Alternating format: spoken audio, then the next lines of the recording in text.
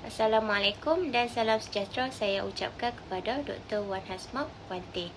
Kami dari kumpulan 6 akan membentangkan tentang soalan yang diberikan, iaitu bentangkan nilai ketamadunan dan keindahan yang terdapat dalam naskah Undang-Undang Adat. Pada pandangan anda, relevankah lagi Undang-Undang Adat untuk dipraktikkan pada masa ini? Sebelum saya memulakan pembentangan ini, saya akan memperkenalkan dahulu ahli-ahli kumpulan saya. Ahli kumpulan yang pertama iaitu Nur Hidayah binti Abdul Syottar dengan nombor matrik 162342. Ahli kumpulan yang kedua iaitu Nur Azira binti Abdullah dengan nombor matrik 161559. Seterusnya, Nur Erika binti Muhammad Hizan dengan nombor matrik 162731. Nur Ain Syafiqah binti Syamas dengan nombor matrik 161493, dan akhir sekali saya, Nur Afifah binti Syarudin dengan nombor matrik 165085. Saya akan membentangkan bahagian pengenalan terlebih dahulu sebelum rakan kumpulan saya lain menerangkan tentang soalan yang telah diberikan secara mendalam. Undang-Undang Adat Melayu telah diamalkan sejak masyarakat orang asli wujud. Undang-undang ini berdasarkan kepada amalan serta kepercayaan masyarakat. Sebelum saya menerangkan dengan lebih lanjut tentang Undang-Undang Adat, saya akan memberikan terlebih dahulu definisi undang-undang dan adat. Undang-undang merujuk kepada sesuatu peraturan atau keseluruhan peraturan yang digubah oleh kerajaan dan mesti dipatuhi oleh masyarakat berkenaan. Selain itu, menurut Yakin 1996, undang-undang adalah satu set peraturan yang mentadbir tingkah laku manusia. Tujuannya adalah untuk keadilan dan mestilah bersesuaian, diterima pakai dan dipersetujui secara umum oleh masyarakat. Adat pula merujuk kepada peraturan yang sudah diamalkan turun-temurun di dalam sesuatu masyarakat. Oleh itu, hendak disimpulkan bahawa Undang-Undang Adat merupakan peraturan dan hukum yang digunakan oleh masyarakat dalam membentuk nilai positif bagi melahirkan tingkah laku yang baik. Seterusnya, saya akan menerangkan tentang jenis Undang-Undang Adat. Terdapat dua jenis Undang-Undang Adat Melayu iaitu Undang-Undang Adat Pepatih dan Undang-Undang Adat Temenggung. Jadi, setiap undang-undang adat ini mempunyai pengasasnya masing-masing. Undang-undang Adat Pepatih telah diasaskan oleh Datuk Pepatih dan Sebatang, manakala Undang-Undang Adat Temenggung diasaskan oleh Datuk Ketemenggungan. Undang-Undang Adat Pepatih diamalkan oleh masyarakat Melayu yang majoritinya berketurunan Melayu Minangkabau di Negeri Sembilan.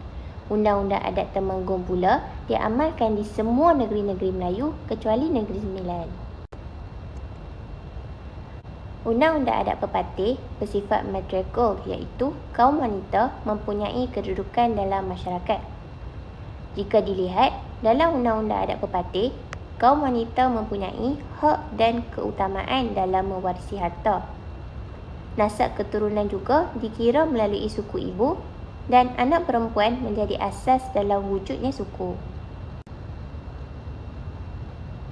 Undang-Undang Adat Temenggung pula bersifat sebaliknya iaitu bersifat patriarkal iaitu kaum lelaki yang mempunyai kedudukan dalam masyarakat. Anak lelaki mempunyai hak dalam pewarisan harta. Susu gala keturunan dikira dari sebelah lelaki dan lelaki juga berperanan sebagai ketua keluarga. Di dalam bahagian perundangan pula, Undang-Undang Adat lebih bercorak demokratik jika hendak dibandingkan dengan Undang-Undang Adat Temenggung yang bercorak autokrasi, iaitu kuasa mutlak yang dimiliki oleh Sultan. Penerangan yang selebihnya akan dilakukan oleh rakan kumpulan yang lain. Assalamualaikum warahmatullahi wabarakatuh. Saya Nur Azirah binti Abdullah bernombor matrik 161559. Hari ini saya akan membentangkan tentang nilai ketamadunan dalam Undang-Undang Adat. Terlebih dahulu saya akan menerangkan konsep tamadun. Tamadun berasal daripada perkataan civilization yang membawa maksud beradab dan ke arah beradab. Tamadun juga berasal daripada perkataan Arab yang bermaksud budi bahasa dan kesopanan tingkah laku. Menurut Ana, Tamadun ialah kebudayaan yang berkembang di sesebuah kota dan kebudayaan yang bertanggungjawab dalam membentuk sesebuah institusi politik, agama, kesusasteraan dan moral masyarakat. Selain itu, menurut Kamus Dewan 2007 pula, tamadun didefinisikan sebagai peradaban, kebudayaan, sopan santun dan kemajuan. Nilai ketamadunan dalam undang-undang adat dapat dilihat daripada pembahagian harta. Contohnya dalam adat pepatih. Harta merupakan warisan mengikut susu galur perempuan dan tidak boleh dijual beli. Harta ini hanya boleh diwarisi oleh anak perempuan sahaja. Contoh harta yang diwarisi oleh anak perempuan seperti tanah kampung, tanah sawah, rumah adat dan sebagainya.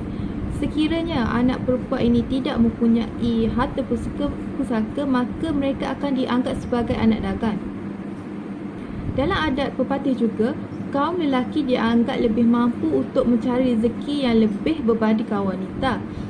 Selain itu, dalam adat pepatih juga terdapat 4 jenis harta pusaka, iaitu tanah kepunyaan sesuatu suku, harta pembawaan, harta dapatan dan harta carian lelaki bini. Harta pembawaan ialah harta yang dimiliki oleh suami sebelum dia berkahwin. Harta dapatan pula ialah harta yang dimiliki oleh isteri sebelum dia berkahwin. Manakala harta carian lelaki bini ialah harta yang diperolehi suami isteri sepanjang perkongsian hidup mereka. Melalui pembahagian harta yang sebegini, kita dapat lihat ia membolehkan berlaku pemilikan harta secara adil antara kaum wanita dan lelaki yang mana sekaligus memberi ketamadunan kepada kaum antara kaum lelaki dan kaum wanita. Kita dapat lihat dari aspek perkahwinan. Contohnya dalam adat pepatih. Dalam adat pepatih, mereka mengamalkan hidup secara berpuak-puak. Mereka juga melarang perkahwinan antara suku yang sama kerana mereka mengatakan perkahwinan antara suku yang sama ini dikatakan tidak berkembang dan mereka dianggap bersaudara.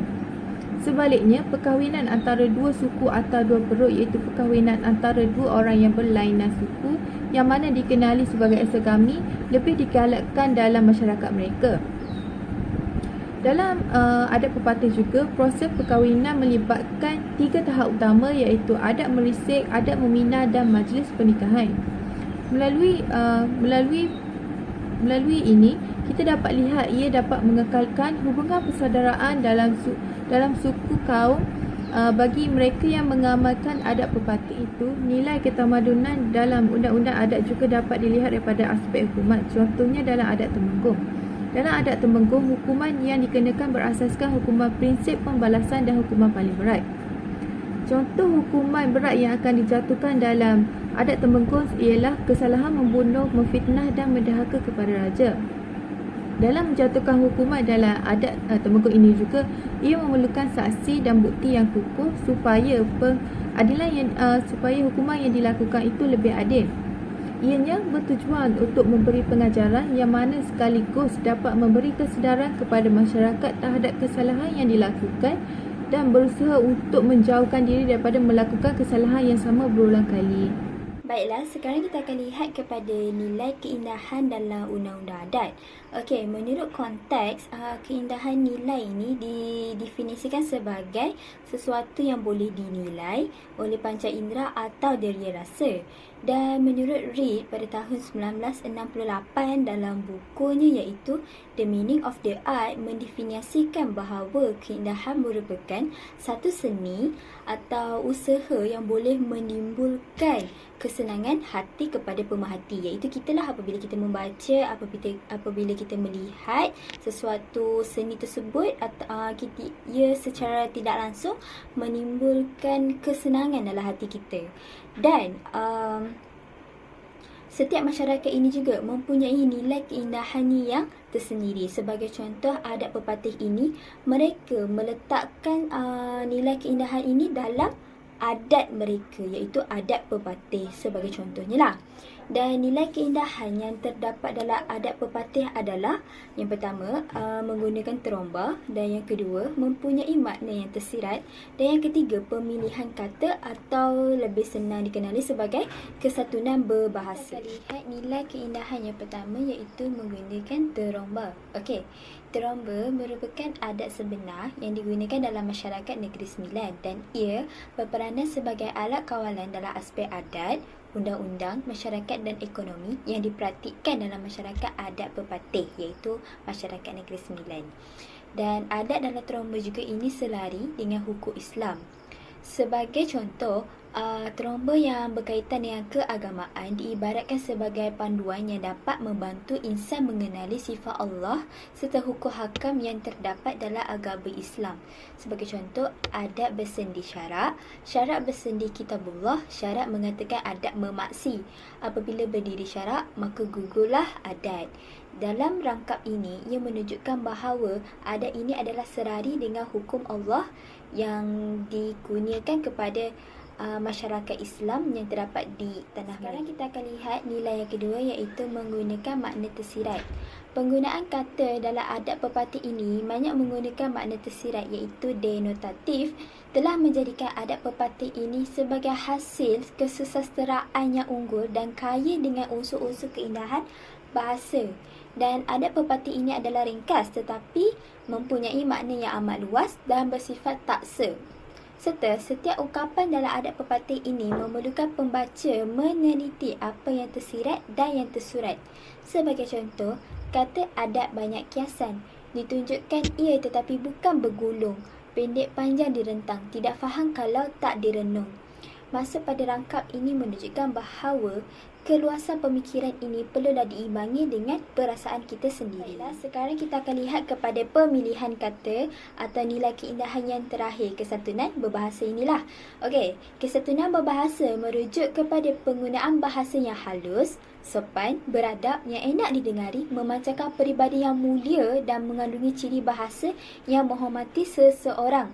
Dan menurut Allen 2001, kesantunan berbahasa ini merupakan titik pertemuan antara bahasa dengan realiti sosial kerana setiap masyarakat ini mempunyai peraturan bahasa masing-masing. Dan ujaran berapit perlulah diadakan agar tidak mengguruskan perasaan mana-mana pihak. Okey, sebagai contoh, menokok mana yang kurang, menambah mana yang senting, menghubung mana yang pendek. Ini menunjukkan bahawa sekiranya seseorang itu mempunyai masalah dan sebagainya yang memerlukan bantuan, seseorang lagi bersedia untuk menghulurkan bantuannya dan sangat-sangat bersedia untuk menghulurkan bantuan kepada mereka yang memerlukan ini dengan ujaran yang berlapik agar seseorang itu yang memerlukan bantuan ini tidak terasalah yang dia macam terdesak sangat nak memerlukan sesuatu bantuan tersebut. Assalamualaikum dan terima kasih kepada pembentang sebelumnya. Saya Nahidayah binti Abdul Syota akan meneruskan pembentangan bagi slide kerelevanan undang-undang adat untuk dipraktikkan pada masa kini. Pada pandangan saya, ada setengah undang-undang adat tidak patut dipraktikkan pada masa kini. Hal ini dikatakan demikian kerana terdapat hukuman yang ada dalam undang-undang adat tidak selaras dengan hukuman yang dijalankan pada sistem perundangan kini. Dalam hal ini, kedua-dua undang-undang ini memiliki undang-undang yang tersendiri. Oleh itu, berlaku perbezaan hukuman antara undang-undang adat dengan sistem perundangan Malaysia. Perbezaan ini berlaku akibat terdapat perbezaan dari segi tafsiran keadilan wujud disebabkan oleh kelainan dalam aspek pegangan hidup, nilai, budaya dan cara seseorang itu berfikir. Dalam hal ini, terdapat pencanggahan dalam kedua-dua undang ini kerana adanya perubahan zaman dan corak pemikiran masyarakat juga berbeza. Saya mengambil hukuman bunuh dalam Undang-Undang Melaka. Hukuman bunuh dalam Undang-Undang Melaka telah menetapkan hak karhu individu yang membunuh tanpa pengetahuan raja itu boleh dikenakan hukuman bunuh juga. Hukuman bagi kes pembunuhan yang terkandung dalam Undang-Undang Melaka jelas membuktikan hukuman yang dijatuhkan dalam Undang-Undang Adat tertakluk kepada perintah raja. Ia berbeza dengan sistem perundangan Malaysia kini. Kini, hukuman bagi kes pembunuhan akan dijatuhkan setelah dibicarakan di mahkamah. Hukuman bagi kes pembunuhan ada dua jenis hukuman, iaitu bagi kes bunuh dan juga kes percubaan membunuh. Dalam hal ini, kes bunuh disiasat mengikut Seksyen 302 Kanun Kesiasaan Akta 574 yang membawa hukuman gantung sampai mati. Manakala bagi kes percubaan membunuh akan disiasat mengikut Seksyen 307 Kanun yang sama, membawa hukuman penjara maksimum 20 tahun.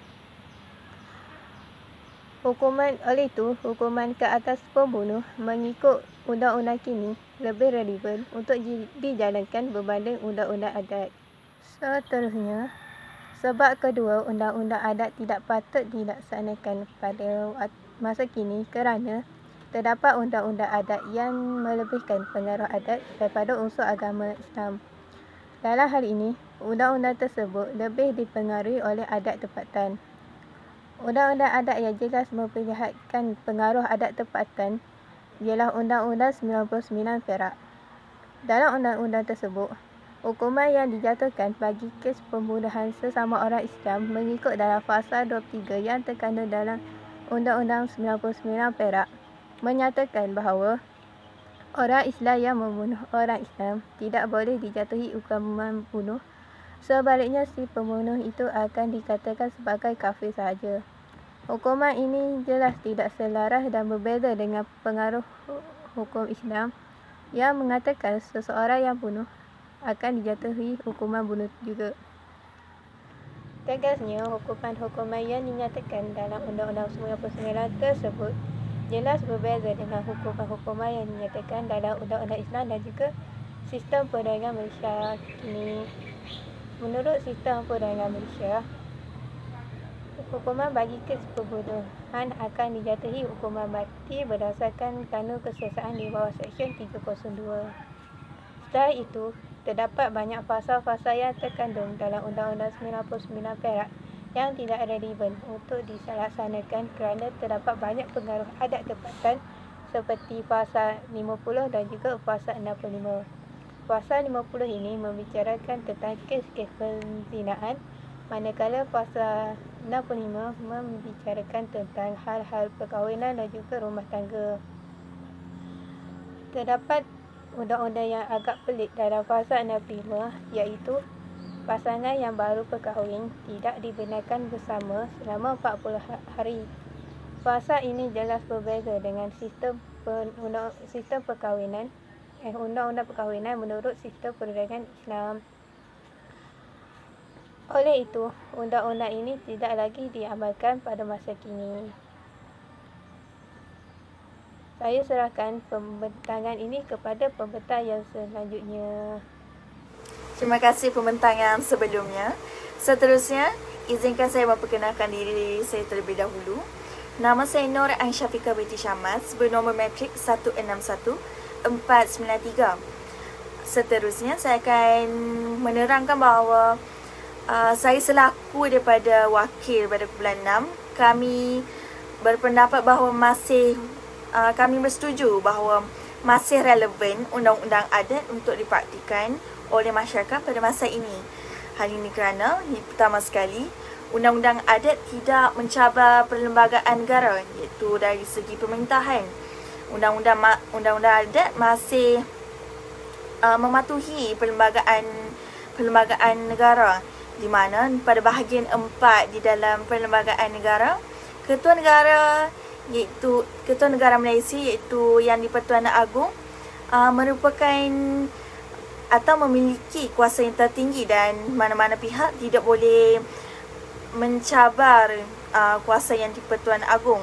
Oleh yang demikian, masih relevan bahawa undang-undang adat untuk dipraktikkan pada masa ini kerana pemerintah bagi undang-undang adat masih di bawah naungan Yang di-Pertuan Agong. Contohnya, bagi undang-undang adat Perpati sendiri terdiri pada ketua-ketua adat yang seperti buapak, lembaga dan undang serta Yang di-Pertuan Besar. Yang di-Pertuan Besar tidak dianggap sungguh pun baginda digelar sebagai Yang di-Pertuan Besar, namun tugas baginda adalah terhad, di mana Yang di-Pertuan Besar tidak dianggap sebagai ketua adat dalam sesuatu luar. Sungguh pun baginda merupakan kuasa tertinggi dari segi pentadbiran dan politik dalam daerah. Tanggungjawab dan tugas yang dimiliki oleh Yang di-Pertuan Besar juga menunjukkan bahawa pemerintah bagi undang-undang adat mempunyai kuasa yang terhad berbanding yang di-Pertuan Agong, iaitu Ketua Negara bagi Malaysia. Jadi di sini menampakkan bahawa tiada masalah untuk menyatakan bahawa masih relevan undang-undang adat untuk dipraktikkan pada masa ini. Itu kerana Yang di-Pertuan Besar tidak berkuasa dalam masyarakat adat Perpati di Negeri Sembilan. Baginda juga dianggap dan berada di luar amalan adat Perpati kerana tidak boleh campur tangan dalam hal ehwal luar. Yang di-Pertuan Besar Negeri Sembilan dipilih dan dilantik daripada kebulatan muafakat di antara undang yang 4 dengan Tuanku Besar Tamping. Yang di-Pertuan Besar berperanan dan bertanggungjawab sebagai Ketua Agama Islam, iaitu di Negeri Sembilan, dengan nasihat oleh Majlis Hal Ehwal Agama Islam. Dan tugas baginda yang seterusnya adalah untuk bertanggungjawab dalam adat istiadat negeri dan atas nasihat Dewan Keadilan dan Undang. Jadi di sini tugas yang dimiliki oleh Yang di-Pertuan Besar Negeri Sembilan, iaitu di bawah Undang-Undang Adat Perpati, yang menunjukkan bahawa pemimpin bagi undang-undang adat ni memiliki kuasa yang terhad berbanding Yang di-Pertuan Agong. Jadi di sini kami bersetuju bahawa masih relevan untuk masyarakat setempat mempraktikkan undang-undang adat kerana undang-undang adat tidak menyentuh mana-mana pada bahagian perlembagaan yang membolehkan undang-undang adat ni masih boleh diteruskan dan diamalkan sehingga hari ini. Kami juga bersetuju bahawa undang-undang adat masih relevan untuk dipraktikkan pada masa ini atas faktor dan atas dasar, iaitu undang-undang adat masih mematuhi hukum syariah di Malaysia. Undang-undang adat yang dipraktikkan di Malaysia, misalnya seperti Undang-Undang Adat Temenggung, Undang-Undang Adat Perpati sendiri tidak membawa ajaran yang terpesong dan tidak bertauliah dari agama rasmi di Malaysia, iaitu agama Islam. Amalan dalam adat Perpati sendiri seperti perkara dalam adat Perpati seperti nasab, pembahagian harta, iaitu daripada harta pusaka, adat perkahwinan, perkara tersebut selari dengan syarak dalam Islam, iaitu yang digalakkan oleh agama Islam. Jadi di sini tiada masalah dan tiada perkara yang bertentangan dengan dalam agama Islam sendiri untuk meyakinkan masyarakat dalam mempraktikkan amalan adat pada masa ini. Jadi disebabkan dalam adat Perpati sendiri, iaitu saya khususkan dalam pembahagian harta dalam Undang-Undang Adat Perpati. Undang-Undang Adat Perpati dalam pembahagian harta, mereka sangat mementingkan syariah Islam, iaitu apa yang dipraktikkan oleh amalan yang dipraktikkan oleh mereka tidak bertentangan dengan syariah yang bertujuan untuk menjaga 5 perkara, iaitu agama, nyawa, akal, nasab dan harta. Hal ini disebabkan ramai masyarakat yang mempunyai konsep yang salah mengenai adat Perpati. Jadi mungkin itu merupakan satu sebab yang menjadikan adat Perpati atau undang-undang adat tidak relevan pada masa ini. Jadi saya ingin menjelaskan sedikit berkaitan adat Perpati, iaitu dalam pembahagian harta. Harta pusaka di dalam adat Perpati bukanlah milik mutamat waris, iaitu daripada jurai waris wanita, tetapi ia sebenarnya adalah milik suku mereka. Waris, iaitu golongan perempuan, hanya sekadar menjaga dan menjadi pemegang amanah sahaja. Tanah adat tidak termasuk dalam harta yang difaraidkan kerana tidak terdapat pemilikan mutlak sempurna atas tanah tersebut. Jadi di sini ia selaras dengan syarak dan syariah yang dilandaskan oleh agama Islam. Adat pepatih dan temenggung masih mematuhi syariah Islam. Begitu juga adat temenggung yang membahagikan harta mereka kepada jurai bapa, iaitu lebih mementingkan golongan lelaki selaras dengan syariah Islam. Jadi di sini sesuai untuk dipraktikan oleh masyarakat pada masa ini. Bagi kami tidak menjadi masalah untuk menjadikan undang-undang adat ni masih relevan untuk dipraktikan pada masa ini. Kesimpulannya, masih terdapat lagi undang-undang adat yang relevan untuk dipraktikkan pada masa kini berdasarkan situasi tertentu dan manfaatnya kepada masyarakat, bangsa, agama dan negara. Berikut merupakan bibliografi bagi pembentangan yang dilakukan. Sekian, terima kasih.